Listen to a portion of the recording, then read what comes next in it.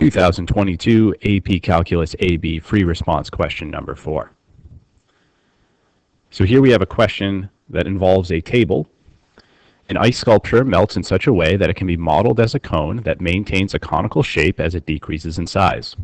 The radius of the base of the cone is given by a twice differentiable function r, where r of t is measured in centimeters and t is measured in days. The table above gives selected values of r prime of t, the rate of change of the radius, over the time interval from 0 to 12, 0 and 12 inclusive. So at this point, I'm going to scroll down so you can see parts A through D, and if you'd like to pause the video and try these parts on your own, and then check your work with how I do them in the video, feel free to do that. And at this point, I'll scroll back up so you can see that question, and let's jump into part A. So part A asks us to approximate r double prime of 8.5 using the average rate of change of r prime over the interval from 7 to 10 and show the computations that lead to your answer and indicate units of measure. So they're actually just straight up telling us what to do. We have to just calculate the average rate of change from 7 to 10. Now this is an approximation, so we're going to say r double prime at 8.5 days is approximately calculated. Average rate of change is essentially your rise over run, your slope formula from your Algebra 1 class. So we need to do r prime of 10, the function output, minus the function output at the other endpoint of the interval, over the length of the interval. R prime of 10 is given to us in the table. We would find that to be negative 3.8. R prime of 7 is negative 4.4. Our length of the interval simplifies to 3.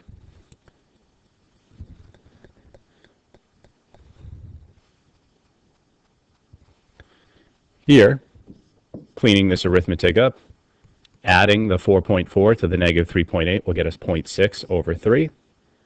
And then 0.6 divided by 3 is 0.2. So we have calculated or computed r double prime at 8.5 to be approximately 0.2. Now, an important part of this question, we have shown our work, so we've taken care of that first part of the request, but the second is to indicate the units of measure.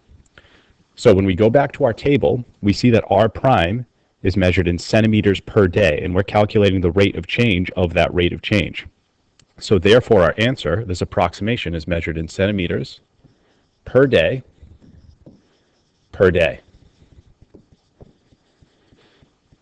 And there is part A. Moving on to part B. Is there a time t from 0 to 3 for which r prime of t equals negative 6? Justify your answer. Okay, so we're just looking at this interval from 0 to 3. We can see that the function output there is, and they're asking us about will r prime take on a specific value, and this table is giving us outputs for r prime. And we can see that the outputs here, negative 6.1 to negative 5.0, that would indicate that negative 6 will be a function output along that interval for a couple reasons. One, we are told in this problem that r is a twice differentiable function, meaning the derivative can be differentiated, indicating the derivative is continuous. And therefore, because it's continuous along that interval from 0 to 12, we know by the intermediate value theorem that the function r prime of t must take on all values in between the outputs of the endpoints of the interval that we're looking at. So what we're going to say is the following.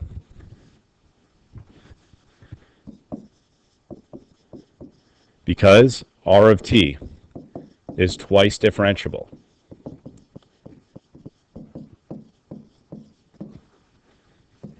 indicating r prime is continuous.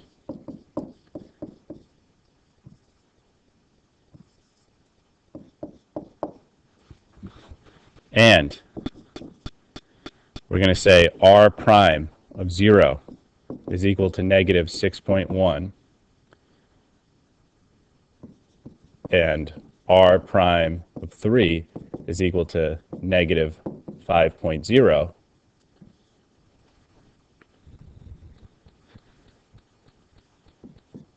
then by the intermediate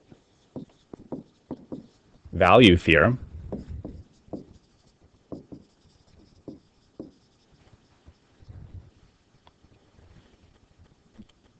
r prime of t equals -6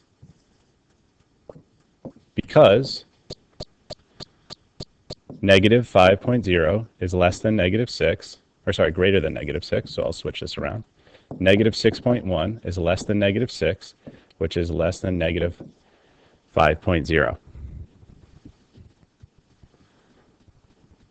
So we verified that r prime will take on that value, and we did so by recognizing we have a twice differentiable function indicating that our derivative is continuous, which is super important to write down and show the reader that you have recognized that, because then we can use the intermediate value theorem to conclude that it must take on that value because the endpoints of the interval we're looking at, 0 and 3, -6.1 and -5.0, those two values, -6, would fall in between. So that theorem confirms that this function does take on that value. Now let's go on to part C. Use a Riemann sum, or write Riemann sum with 4 subintervals indicated in the table to approximate the value of the integral from 0 to 12 of r prime of t dt. So write Riemann sum. These are the sum of rectangles, so we're going to have to find a base times a height for each point. The value of the base will be the length of the interval, so we're going to pay attention to that. So our interval is going from 0 to 12. We have the base value, so we'll say base 1 is equal to 3, from 0 to 3. Base 2 is equal to 4. Base 3 is equal to 3, and base 4 is equal to 2. So we got to pay attention to the fact that in this table, the bases of our rectangles are not all the same. And when it comes to the heights, those are going to be the function outputs on each interval, but we're going to be using the right output on each interval to get that right Riemann sum. So on the first interval from 0 to 3, we're going to use the output at 3, so this is going to be h1, and then from 3 to 7, the output at 7 is going to be our height 2, height 3, and height 4.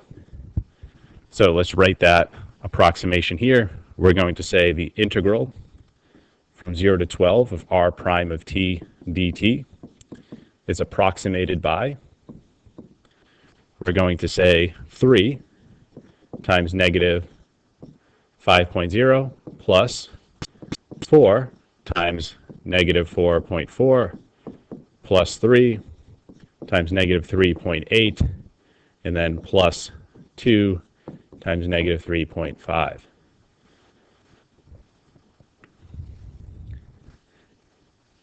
Now at this point, I believe that on the AP exam, you do not have to clean up this arithmetic. And by showing that we've done a right Riemann sum, we should get some credit there. But let's clean up the arithmetic anyway. So we'll get -15.0. And then here, we're going to get negative. So 44 times 4, we're going to get 160 and 16, so 176, move the decimal point over, so -17.6.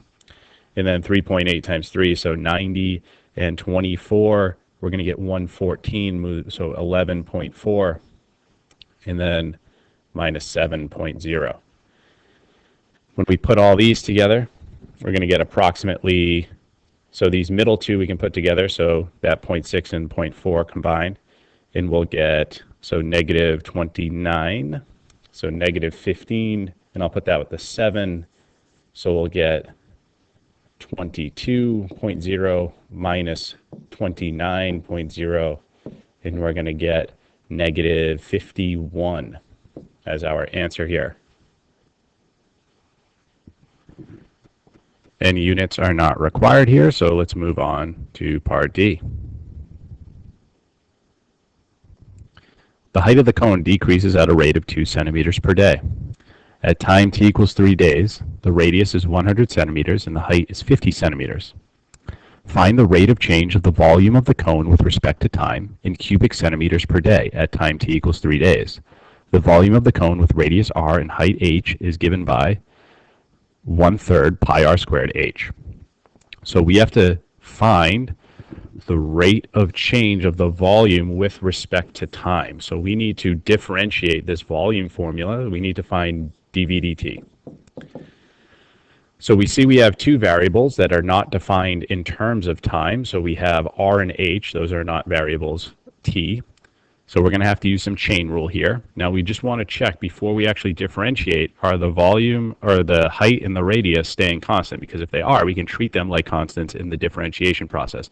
But we see that the height is changing with respect to time. So we're going to have to treat H like a function of time. And then the radius is also as well. That's what this whole problem is about. So we're going to have to treat both of those like they're variables and just remember to apply chain rule. Now there's a product here, so we're going to have to use a product rule when differentiating. So we're going to say left d right, so the derivative of h with respect to h is 1, but then times dh dt, because it's changing with respect to time, plus right, and then d left. So we're going to have 1/3 pi r squared. When I differentiate with respect to r, power rule, we're going to get 2/3 pi, so I'm going to change this around. So we're going to say 2/3 pi r. I'll throw in that h now, and then we have to multiply by the derivative of r with respect to time, so dr dt, applying that chain rule there. So product rule and chain rule within, and now we're going to plug in all the parts that we need to find the rate of change of the volume. So this is at time t equals 3 days. The radius is 100 centimeters, the height is 50. So now we know what r and h are. So r is 100. dH dt, it's decreasing with a rate of 2 centimeters per day. So that gives you the dH dt. Now because it's decreasing, we want to make it negative, so minus 2 plus 2/3 pi 100. The height was, again, 50. And the rate of change with the radius with respect to time we're going to get from the table. So the table, it tells us on day 3 it's -5. Once again, on the AP exam, we don't have to clean up the arithmetic here. We could leave our answer like this. Now this is going to be changing. If we want to put on units, we could centimeters cubed per day, right? So volume, 3 dimensions, so centimeter cubed. But let's clean up the arithmetic here anyway, just for the fun of it. So we have 100 squared was going to get us 10,000, so negative 20,000 pi over 3. Oh, missed a 0. And then here, we're going to get 5,000, so negative 25,000 times 2, negative 50,000. In our numerator, pi over 3, common denominators, isn't that nice? Negative 70,000 pi over 3 cubic centimeters per day. That would be the rate of change of the volume with respect to time. So we have our final answer there. We did slap on some units, although it doesn't look like it requires it. And then to find that rate of change of the volume, the key is recognizing that both r and h are functions of time themselves. So not only do we have to use the product rule when differentiating that volume formula, but also a chain rule must be applied.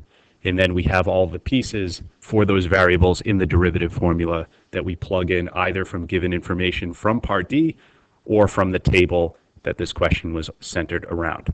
So that is question number 4 on the 2022 AP Calculus AB exam.